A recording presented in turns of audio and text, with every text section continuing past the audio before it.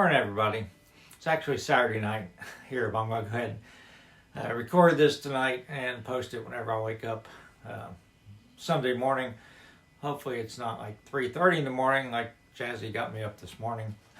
But anyhow, wanted to, this is no trains running, sorry.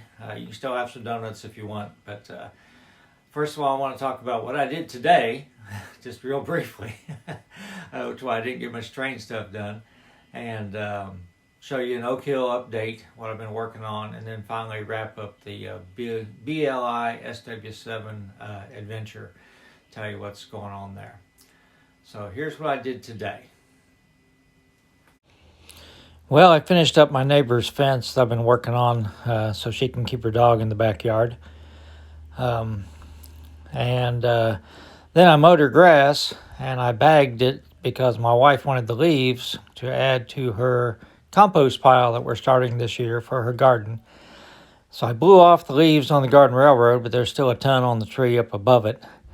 And finally, I walked Chance 4 times and Jazzy 3 times. So, yeah, I've been kind of busy today. Hi, everybody. Before I do my next Oak Hill switching operations, I thought I'd do an update of what I've been working on at Oak Hill. So this building here, I actually have it labeled for Foster Electric Company, and I'll show you a couple prototype pictures I took of it. It doesn't look exactly like this. This is actually a restaurant kit, and I'll show you the cover of the box. Some things I did to make it more my own. You see the supports on the awning. That's something that the Foster Electric Company building had, sort of set it apart a little bit. Besides that, it's just a generic building. I did put a Foster Electric Company sign on it, which the supports actually hide it a little bit. But it's just supposed to be sort of a transition video building for when it come into town, instead of just like jumping right into 2-story buildings. I've got like a little 1-story building and sort of leads the eye into town. Here's the kit. It's a really well detailed kit with a full interior, but I didn't add all that since I wasn't making it into a restaurant. Here's a modern view. Again, it's not an exact building. It's just supposed to be sort of a stand-in or inspiration for it. I think it'll do okay there.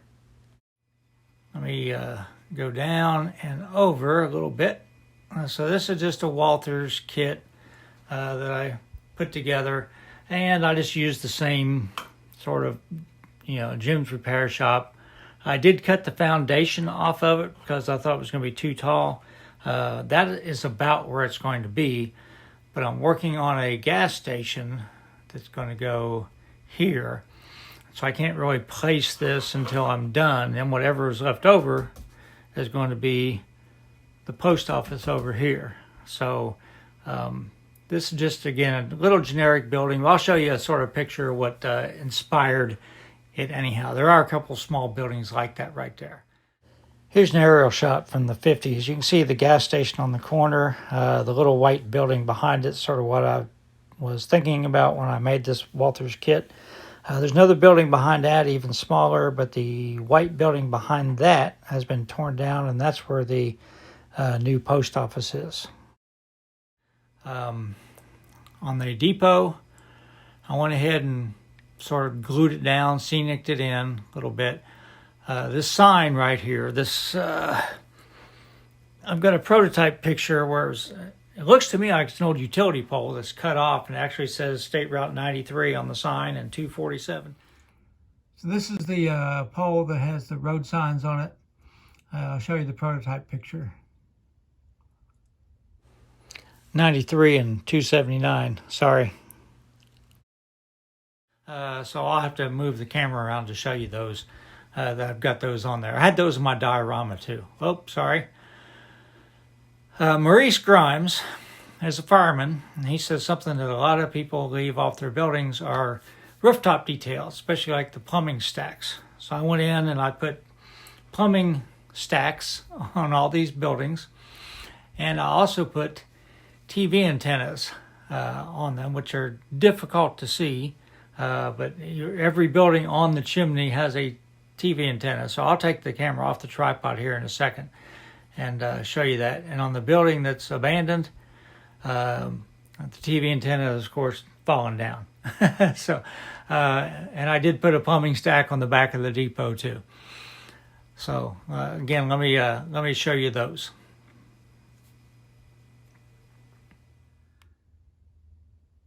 So I'll get in a little closer and I'll show you the building, Foster Electric Company, and come over here and you can see the TV antennas on the roofs and the plumbing stacks.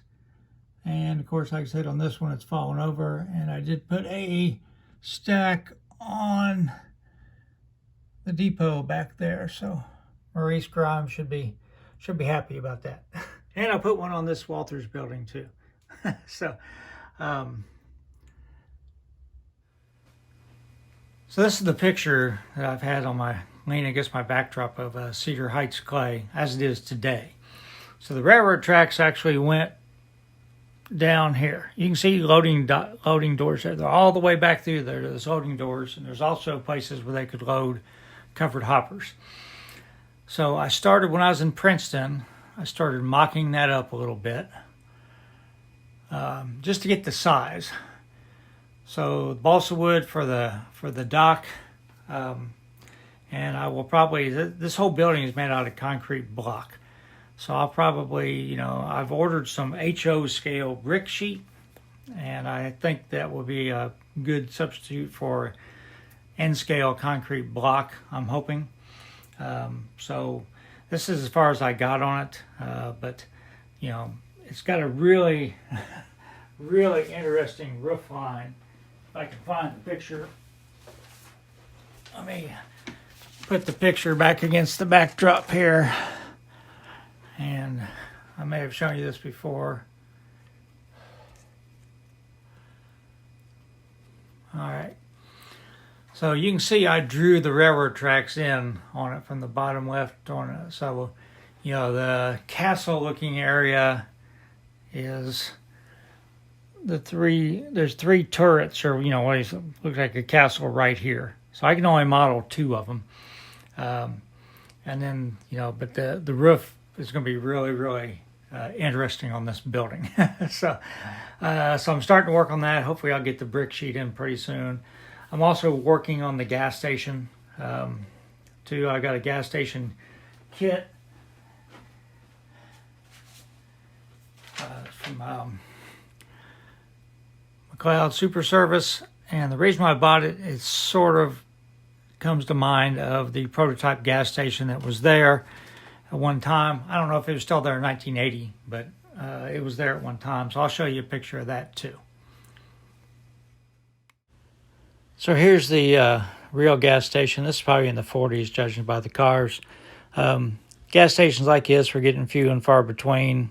Time 1980 rolled around, I'll take a little modeler's license and say some old guy had it and he kept it in business, but it shut down shortly after. This photo was taken in 1984 by Brad McClelland, and he gave me permission to use it. I really appreciate that. Trying to figure out about how tall Cedar Heights clay is, so I can use it to scale with these boxcars. So judging by this photo, I think it's maybe just a foot or two too tall for me. So I'll probably cut, some off my template here before I actually start cutting styrene and brick sheet. I'll try to mock it up pretty accurately. I was hoping to get more done on the gas station to show you that, but I just haven't done it yet. So let me wrap up BLI SW7. The chassis SW7 is in the hands of Benjamin Horn now. He was the one that was working on it. He actually offered to buy it from me before he ever sent it back. He said, hey, if you decide to sell it, I'll buy it. He's working on the basement size C&O layout. He has a use for for switchers more than I do. So he's happy with it. So he said he actually may even put another decoder in it. Even though he likes the sound too, he may actually put a ESU decoder in it, which hopefully will take care of the problems. I don't know if it will, but anyhow, it's in his hands now. Don't really miss it. Three things. One reason is I really didn't need it. We all have more locomotives than we need, really.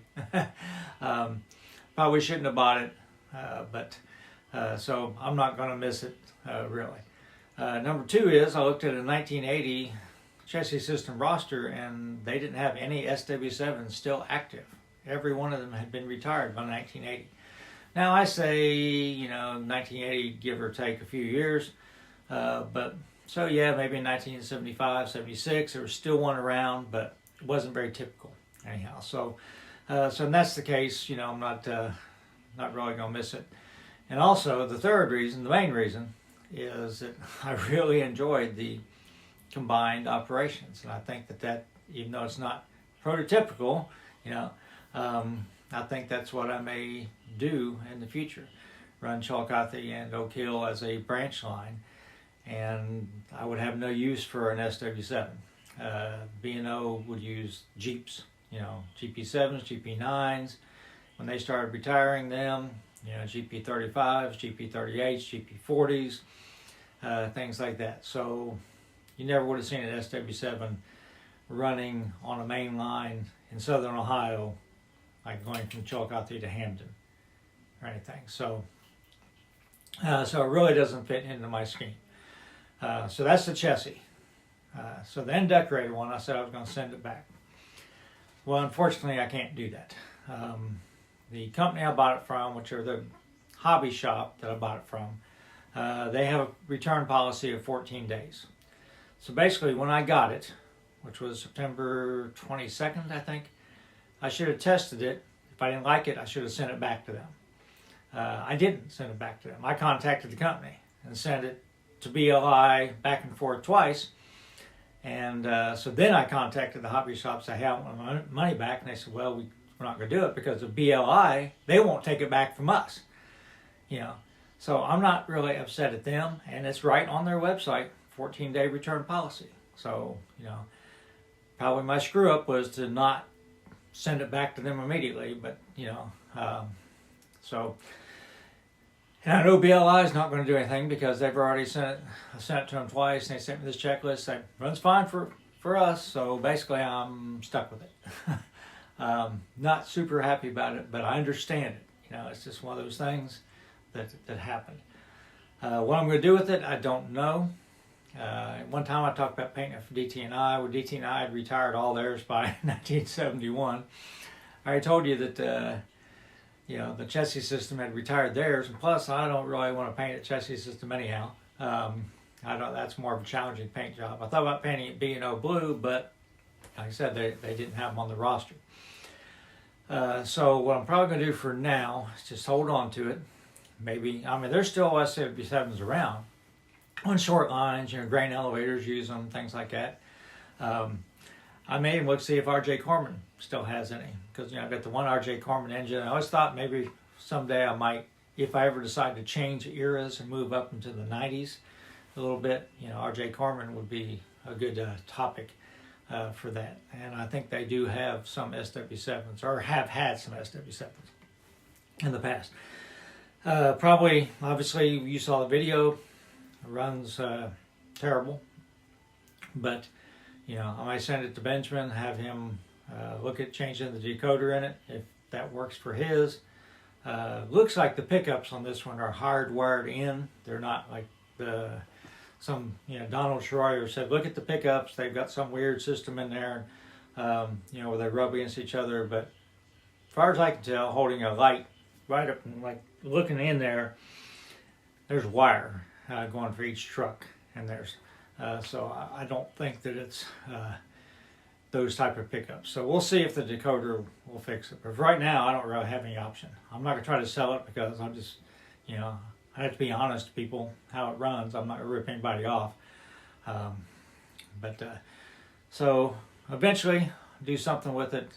I don't know what, but so it's just live and learn, But so I encourage you, if you're going to buy something, look at the return policy from the place you're buying it from. And by the way, this hobby shop that I bought it from, which I'm not going to name them, Other ones have return policies like that too. They're not going to take something back if you've had it for 6 months. What I probably should have done, maybe if I had contacted them and said, hey, this doesn't run right, I'm going to contact BLI directly. Maybe if they'd have been in the loop, the three of us together, maybe it would have all worked out. But it's not going to work out. So that's where we're at. So my plans this week, I'm off this week. I'm taking a week off for Thanksgiving. Plan on doing a lot of work on the layout. Got all the outdoor work done that I need to work on, except for still need to pull a lot of leaves off the railroad. But as they come down, I'll keep cleaning that. And so I'm going to, the Oak Hill train you saw run through in part 1, I'm going to go ahead and switch that like it's a separate operation. But after that, the next operations will be the two together. And I always have the option of running just Chillicothe or just Oak Hill. I've got the train set up in JMRI, so I can always do it because JMRI knows where all the cars are at. It's not a problem at all. The computer's keeping track of everything. So I still have that option, and I can use the NW2 if I want to switch just Chillicothe, or I can use the Jeep like I have been. But that's my plans moving forward. I'm going to do the Oak Hill switching. I may post that Thanksgiving morning, and might make a long video of it, maybe 20 minutes, 25 minutes for Oak Hill altogether, or I could split it up into a couple pieces. We'll see how that goes. But then get back into normal operations, hopefully next weekend. So it's probably the last time video I post on Thanksgiving morning. So hope everybody stays safe and have a good Thanksgiving holiday.